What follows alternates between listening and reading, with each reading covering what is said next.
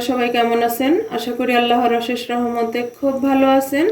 আমিও আলহামদুলিল্লাহ ভালো আছি।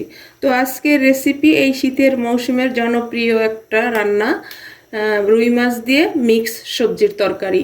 তো এই মিক্স সবজি তরকারি রান্না করার জন্য প্রথমত লাগবে আমার রুই মাছ। এই যে এখানে আমি 10 পিস রুই মাছ কেটে ধুয়ে পরিষ্কার করে লবণ আর হলুদ মাখায় রাখছি। এখন আমি প্রথমে মাছটাকে হালকা ভাজবো।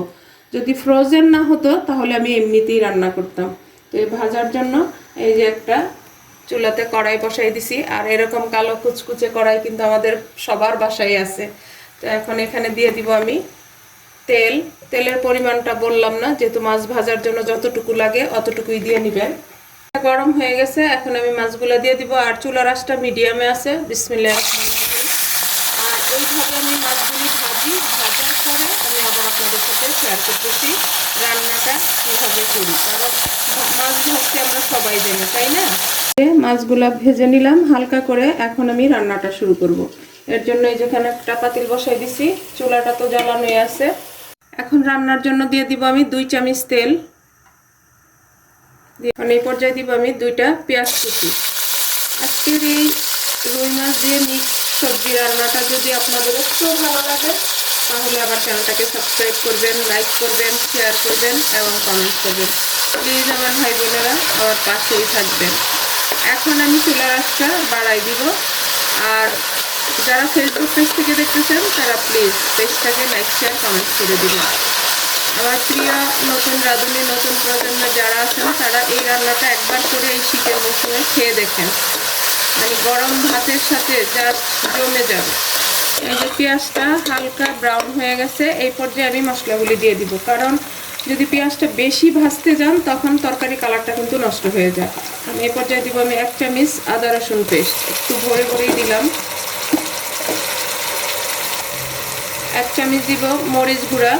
আর যদি আপনারা ঝাল বেশি পছন্দ করেন তাহলে আর একটু বেশি করে দিবেন। আর আমার মরিচটা কিন্তু অনেক ঝাল। 1 চামচ দিব হলুদ গুঁড়া, 1 চামচ দিব ধনে গুঁড়া, আর এখানেই আমি 1 চামচ জিরা গুঁড়া দিব। কারণ মাছ রান্নার সময় যদি কষানোর সময় দেওয়া যায় তাহলেই চলে, পরে আর দিতে হয় না। জিরা গুঁড়াটা দিয়ে দিলাম। এখন দেব আমি স্বাদ মতো লবণ। আর আজকের এই রান্নাটা একেবারে সহজ। স্বাদ মতো লবণটা দিয়ে দিলাম। সামান্য একটু পানি দিয়ে প্রথমে আমি মশলাটাকে কষাই নিব। আর এই রান্নাগুলি আমরা সবাই করতে পারি, আমি আমার মতো করে দেখালাম, তাই না?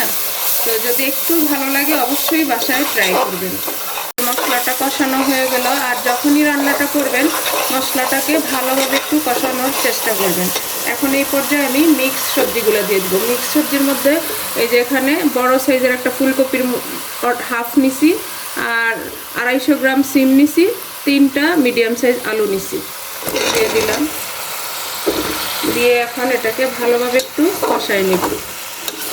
আর এখানকার ফুলকপিগুলা একেবারে নরম হয়, এটা ভাপ দিতে হয় না, এমনিতেই গলে যাবে।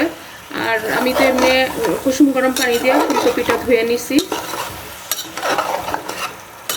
এই যে নেড়ে চেড়ে আমি মশলার সাথে মিশিয়ে দিলাম। এখন এই পর্যায়ে আমি দিয়ে দিব ছোট সাইজের 4টা টমেটো। এই টমেটোটা দিয়ে এখন ঢাকনাটা দিয়ে এটাকে আমি আরও 5 মিনিট কষাই নিব হাই ফ্লেমে। এই যে 5 মিনিট কষাই নিলাম। মাশাআল্লাহ, দেখেন অনেক সুন্দর একটা ফ্লেভারও চলে আসছে। এখন আমি ভালোভাবে আবার একটু মিশিয়ে দিব। এখন এই পর্যায়ে আমি 2 চামচ ধনে পাতা দিয়ে দিলাম। পরেও দিব, কিন্তু এই সময় যদি দেওয়া যায় তাহলে ফ্লেভারটা সুন্দর আসে আর সম্পূর্ণ তরকারিটাতে ধনে পাতাটা মিশে যায়। আপনারা চেষ্টা করবেন যখন এইভাবে রান্নাটা করবেন ধনে পাতাটা দেওয়ার। এখন এই পর্যায়ে আমি ঝোলের পানিটা দিয়ে দিব। একটু দিব আমি। এখন ঝোলটা যার যার পছন্দের উপরে দিয়ে নেবেন। আমি এই যে একটু মাখো মাখো করে রান্না করব, বেশি ঝোলও না আবার একেবারে কমও না।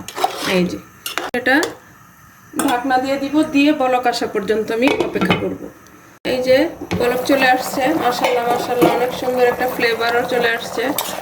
তো প্লিজ আমার ভাই বোনেরা কার কার পছন্দ হয় অবশ্যই আমাকে জানাবেন। আমার তো এই রেসিপিটা আমার বাসার সবাই, আমার মেয়ের তো বিশেষ করে আরও বেশি পছন্দ। এখন এই পর্যায়ে আমি মাছগুলা দিয়ে দিব, যেহেতু মাছগুলো আমি বেশি ভাজি নাই এই জন্য এই পর্যায়ে দিয়ে দিলাম। মাছগুলো দেওয়া হয়ে গেল। এখন আমি চুলার আঁচটাকে মিডিয়াম করে দিব, দিয়ে ঢাকনাটা দিয়ে আরও 10 মিনিট রান্না করব। 10 মিনিট হয়ে গেল। মাশাল্লাহ মাশাল্লাহ, অনেক সুন্দর একটা ফ্লেভারও চলে আসছে। আর আমি অফ ক্যামেরা একটু চেখে দেখছি লবণটা কেমন হয়েছে। দেখেন ঝোলটা এরকম থাকবে, মাখো মাখো। এখন এই পর্যায়ে আরও 1 মুঠো ধনেপাতা আমি উপর দিয়ে দিব। দিয়ে এখন আর চামচ দিয়ে নাড়া দিব না, হাত দিয়ে এভাবেই ঢাকাই দিব পাতিলটাকে, কারণ মাছগুলো ভাঙার সম্ভাবনা থাকবে আর ফুলকপিটাও ভাঙার চান্স আছে, যার কারণে এইভাবে দিলাম। এখন আর 5 মিনিটের মতো জাল করব, জাল করে এবার রান্নাটা হয়ে যাবে। এই যে মাশাল্লাহ হয়ে গেল আমার 5 মিনিট, রান্নাটাও আমার হয়ে গেছে। এত সুন্দর ফ্লেভার আসতেছে, বাসায় না বানালে কিন্তু বুঝতে পারবেন না আমার প্রিয় ভাই বোনেরা। এখন আমি এটাকে নামাই নিব, নামায়া সার্ভ করে আমি আপনাদের সাথে শেয়ার করতেছি রুই মাছ দিয়ে মিক্স সবজির তরকারিটা কেমন হয়েছে। এই যে দেখেন হয়ে গেল আমার আজকের রুই মাছ দিয়ে মিক্স সবজি রান্না শেষ হয়ে গেল। আমি আপনাদের কাছ থেকে বিদায় নিব, আবার নতুন কোনো রেসিপি নিয়ে আসব। আল্লাহ হাফেজ।